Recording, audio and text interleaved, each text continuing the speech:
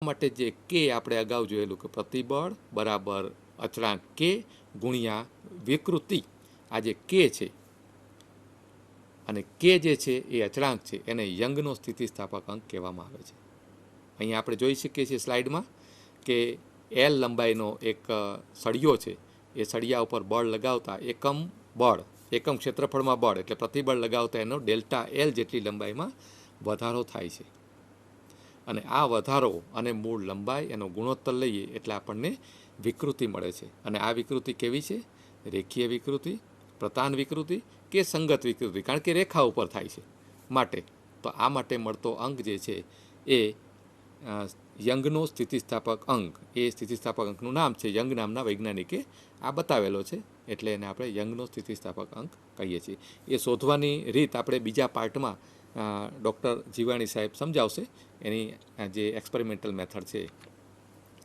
આ યંગનો સ્થિતિસ્થાપક અંકમાં એને ઘણી વખત ટેન્સાઇલ મોડ્યુલસ પણ કહેવામાં આવે છે, એટલે લંબગત જેમાં થતું હોય એ રીતે.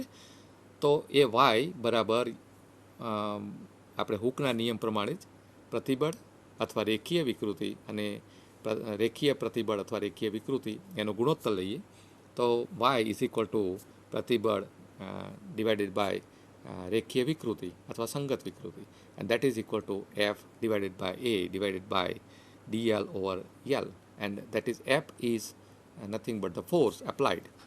એપ્લાઇડ ફોર્સ આપણે આપીએ છીએ અને એનો ગુણોત્તર લઈએ છીએ છેદમાં અહીંયા લંબાઈમાં થતો ફેરફાર અને એના છેદમાં મૂળ લંબાઈ. તો યંગનો સ્થિતિસ્થાપક અંક મળે છે અને એનો એકમ ન્યૂટન પ્રતિ મીટર સ્ક્વેર છે. CGSમાં એનો એકમ ડાયન પ્રતિ સેન્ટીમીટર સ્ક્વેર છે. FPSમાં પાઉન્ડલ પ્રતિ ફૂટ સ્ક્વેર છે, પણ અત્યારે એને પાસ્કલ તરીકે ઓળખવામાં આવશે કારણ કે દબાણનો એકમ છે. ત્યાર પછીનો કદ સ્થિતિસ્થાપક અંક છે. રબરનો બોલ લઈએ આપણે, ફની બોલ. એ બોલને ચારે બાજુથી જો હથેળીમાં દબાવવામાં આવે તો એને એક સરખું સપાટી ઉપર લંબરૂપે બળ લાગે છે.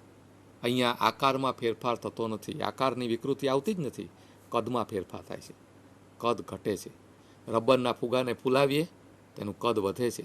એટલે બે રીતે, કાં તો કદ વધે અથવા કાં તો કદ ઘટે.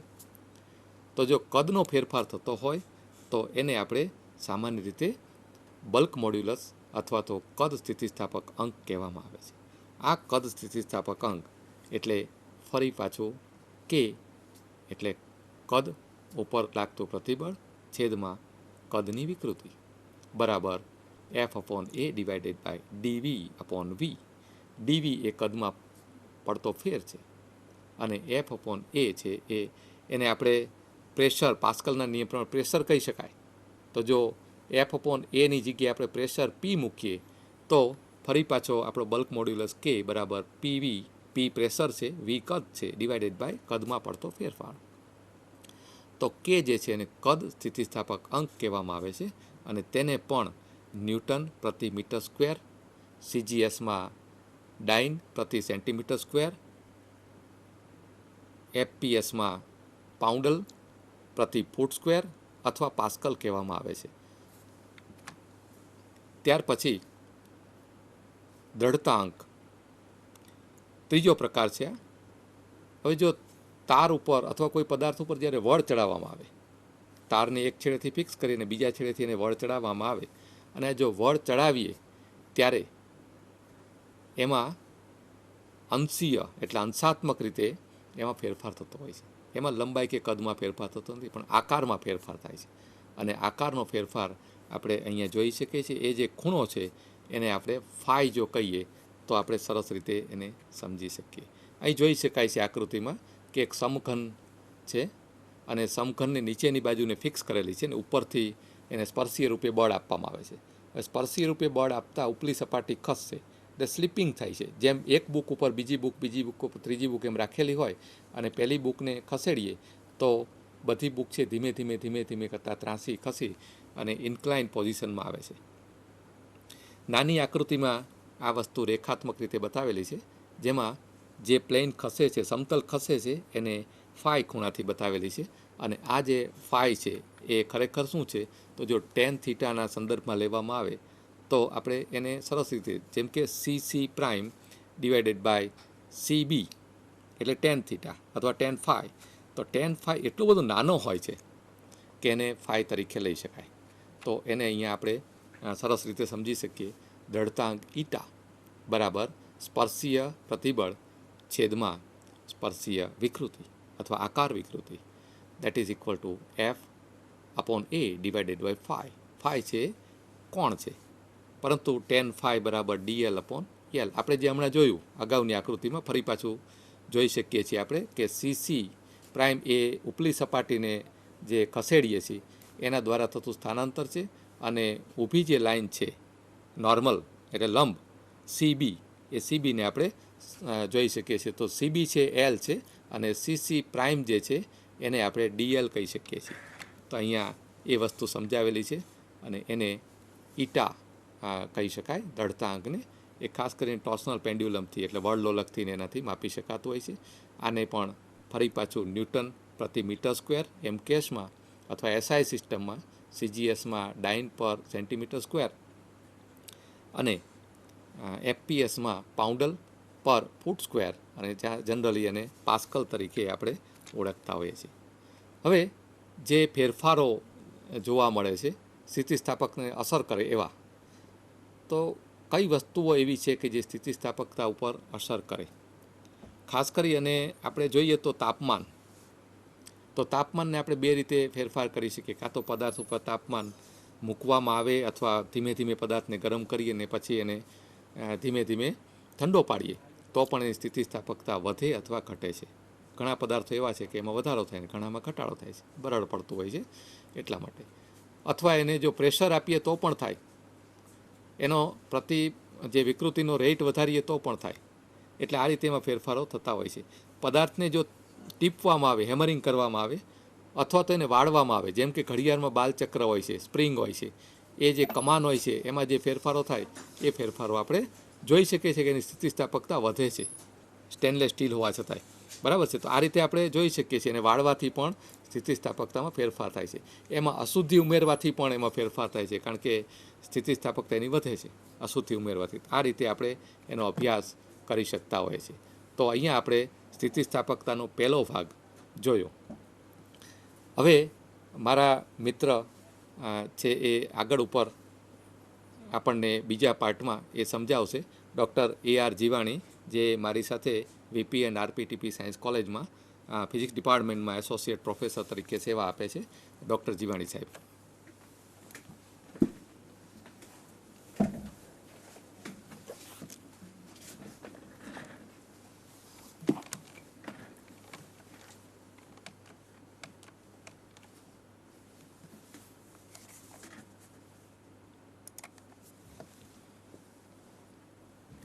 આભાર લિંકન સાહેબ. પહેલા પાર્ટમાં આપણે જોયું કે સ્થિતિસ્થાપકતા એ શું છે. આમ સામાન્ય રીતે જોઈએ તો ભૌતિકશાસ્ત્ર એ બીજા વિજ્ઞાનના વિષય કરતાં કેવી રીતે જુદો પડે છે એ જો થોડોક સ્ટડી કરીએ તો ખ્યાલ આવશે કે ભૌતિકશાસ્ત્ર જે છે એમાં મેઇન બે વસ્તુનો અભ્યાસ કરવામાં આવે છે. એક છે મેટર, દ્રવ્ય, અને બીજું એનર્જી. તો દ્રવ્ય અને એનર્જી બે વચ્ચે ડિટેલથી સ્ટડી જે છે આપણે ભૌતિકશાસ્ત્રમાં કરતા હોઈએ છીએ. દ્રવ્ય ઘણા બધા સ્વરૂપે આપણે જોઈએ છે, સોલિડ, લિક્વિડ, ગેસિયસ, પ્લાઝ્મા. આ તો ચાર અલગ અલગ પ્રકારે દ્રવ્ય જે છે અસ્તિત્વમાં ધરાવે છે. હવે દ્રવ્ય જે છે મેટર, તો એની ઘણી બધી પ્રોપર્ટી, એનો સ્ટડી આપણે ભૌતિકશાસ્ત્રમાં કરીએ છીએ. અમુક જે પ્રોપર્ટી જે છે ઇલેક્ટ્રિકલ પ્રોપર્ટી છે, મિકેનિકલ પ્રોપર્ટી છે. અમુક પદાર્થ આપણે જોઈએ તો ઇલેક્ટ્રિસિટીના ખૂબ ગુડ કંડક્ટર છે, અમુક પદાર્થ છે એ બેડ કંડક્ટર છે. તો એનું રીઝન શું છે એ આપણે ભૌતિકશાસ્ત્રમાં અભ્યાસ કરીએ છીએ. એ જ રીતે અમુક પદાર્થ જે છે હીટના ખૂબ કંડક્ટર છે અને અમુક બેડ કંડક્ટર છે. તો આ વિવિધ પ્રોપર્ટીનો સ્ટડી આપણે ભૌતિકશાસ્ત્રમાં કરીએ છીએ. એ જ રીતે આપણે મિકેનિકલ પ્રોપર્ટી જોઈએ તો ઇલાસ્ટિસિટી જે છે એ પદાર્થની મિકેનિકલ પ્રોપર્ટી છે. તો એના વિશે આપણે લિંકન સાહેબે ખૂબ સરસ રીતે સમજાવ્યું. હવે કોઈપણ પદાર્થનો સ્ટડી કરવાનો મતલબ શું છે કે એ પદાર્થ આપણે ક્યાં વધારે સારો યુઝફુલ એનો ઉપયોગ કરી શકીએ એ આપણો હેતુ હોય છે. ધારો કે કોઈ પદાર્થ વધારે સારો કંડક્ટર છે તો એને એ પ્રમાણે આપણે એનો એપ્રોપાઇટ આપણે ડે ટુ ડે લાઈફમાં એનો ઉપયોગ કરી શકીએ. તો આ બધી પ્રોપર્ટીનો સ્ટડી આપણે એટલા માટે કરવાનું.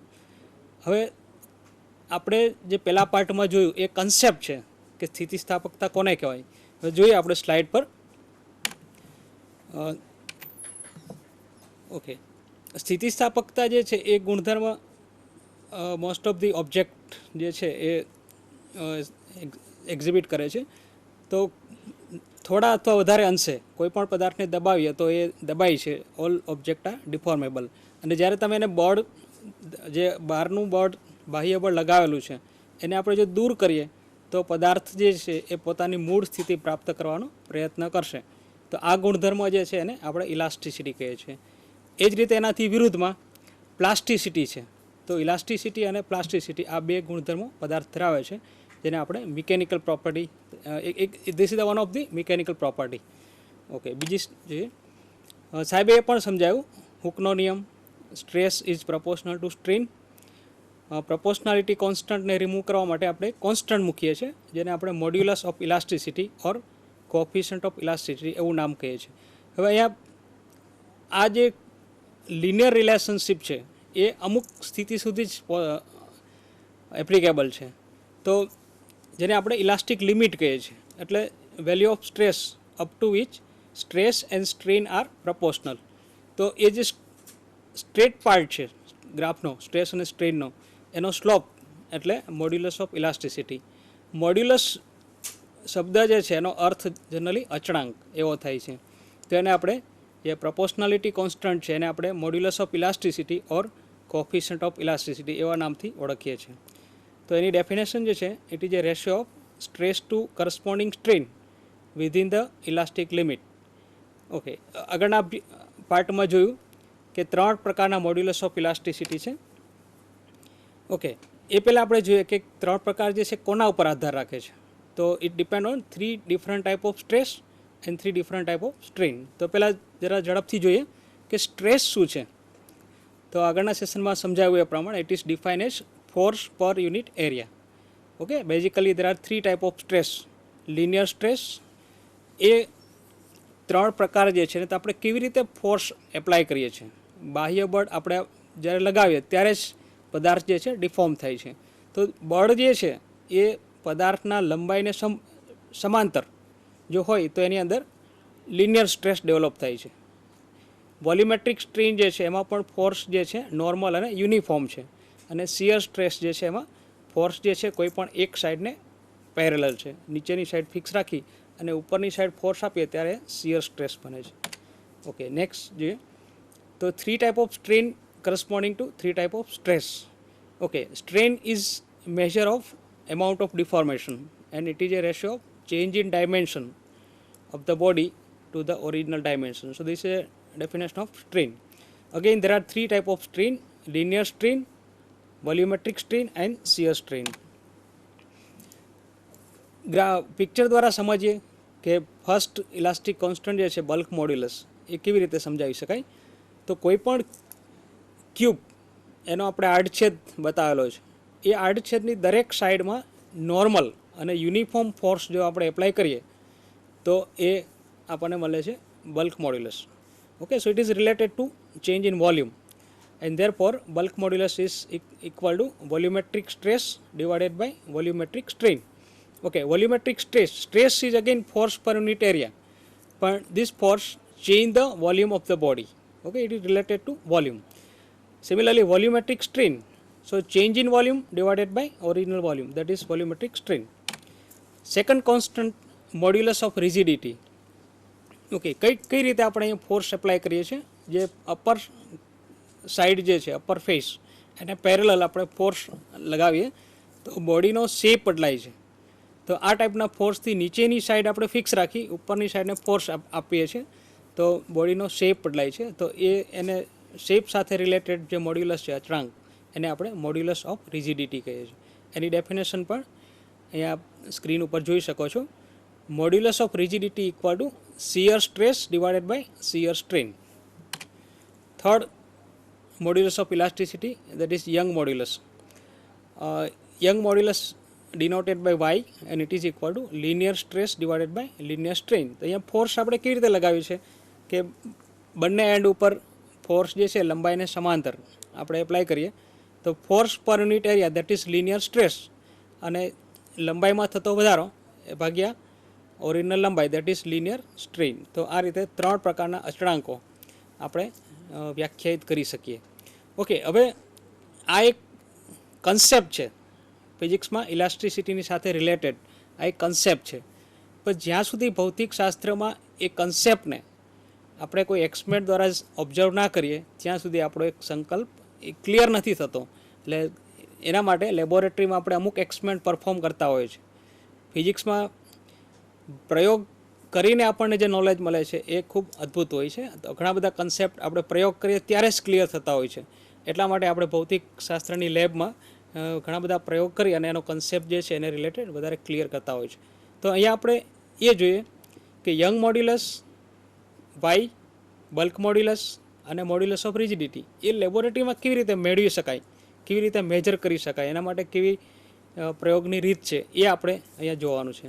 તો પહેલાં જોઈએ Y by cantilever method. Young modulus જે છે ઘણી રીતે મળી શકે, કઈ ટાઈપનું મટીરિયલ છે એ પ્રમાણે આપણે મેથડ જે છે સિલેક્ટ કરવી પડે. તો એમાં કેટલીક રીત આપણે જે પ્રયોગશાળામાં થઈ શકે એવી છે એના ઉપર થોડું ફોકસ કરીએ. તો આ પહેલી મેથડ છે Young modulus by cantilever method. Generally cantilever જે છે એ કેવી રીતે ડિફાઇન કરી શકાય? તો is a beam supported on only one end and loaded at the other end. This is the definition of cantilever. ચિત્રમાં તમે જોઈ શકો છો એક બીમ જે છે હોરિઝોન્ટલી એને રાખેલી છે, ફિક્સ સપોર્ટ બતાવ્યું છે અને ફ્રી એન્ડ છે. તો એ ફિગર પરથી એકદમ ક્લિયર સમજાયું છે કે કેન્ટિલીવરની એરેન્જમેન્ટ કઈ ટાઈપની હોય છે. ઓકે, હવે એક વર્ડ આવે છે બીમ. બીમ કોને કહેવાય? તો બીમમાં